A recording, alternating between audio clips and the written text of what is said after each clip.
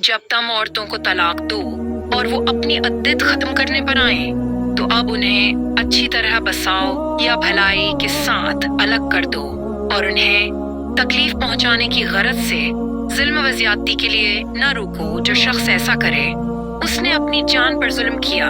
تم انہیں اللہ کے احکام کو ہنسی کھیل نہ بناؤ، اور اللہ کا احسان جو تم پر ہے یاد کرو، اور جو کچھ کتاب و حکمت اس نے نازل فرمائی ہے جس سے تمہیں نصیحت کر رہا ہے اسے بھی اور اللہ تعالی سے ڈرتے رہا کرو، اور جان رکھو کہ اللہ تعالی ہر چیز کو جانتا ہے۔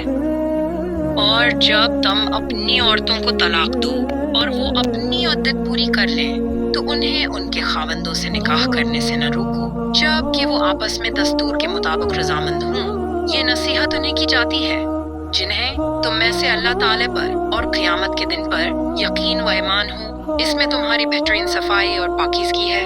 اللہ تعالی جانتا ہے اور تم نہیں جانتے۔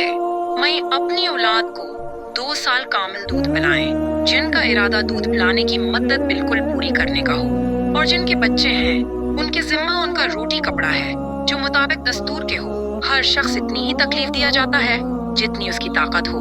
ماں کو اس کے بچے کی وجہ سے یا باپ کو اس کی اولاد کی وجہ سے کوئی ضرر نہ پہنچایا جائے۔ وارث پر بھی اسی جیسی ذمہ داری ہے۔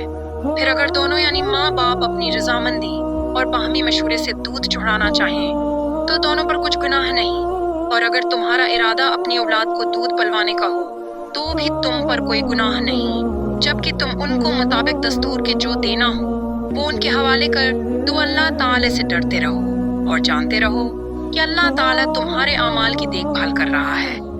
تم میں سے جو لوگ فوت ہو جائیں اور بیویاں چھوڑ جائیں وہ عورتیں اپنے آپ کو 4 مہینے اور 10 دن عدت میں رکھیں، پھر جب مدت ختم کر لیں تو جو اچھائی کے ساتھ وہ اپنے لیے کریں۔ اس میں تم پر کوئی گناہ نہیں، اور اللہ تعالیٰ تمہارے ہر عمل سے خبردار ہے۔